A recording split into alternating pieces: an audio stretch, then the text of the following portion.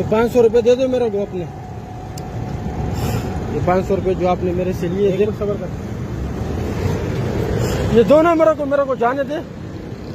ये 500 रुपये दे ही दे। नहीं जाने, छोड़ूंगा नहीं खुदा की। मोबाइल को अगर हाथ लगाए तो इतना बड़ा मसला बनाऊंगा, इतना बड़ा।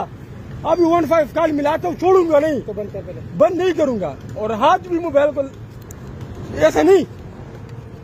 तो बात सुनो, ये अब जानते नहीं हो। अभी नहीं, अभी आप चालान नहीं बनाओ। आपने जो लिया है ना 500 मेरे को दो।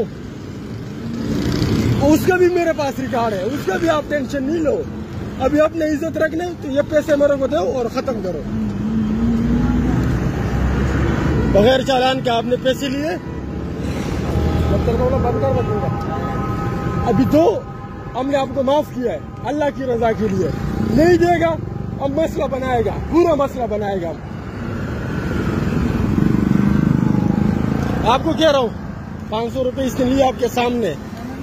बात सुनो, आपके सामने लिए। नहीं, मोबाइल को हाथ नहीं लगा, मोबाइल को हाथ नहीं लगा। ये 500 रुपये मेरे को मिले, ये दो साहिबान ने हमसे लिया है, ठीक है।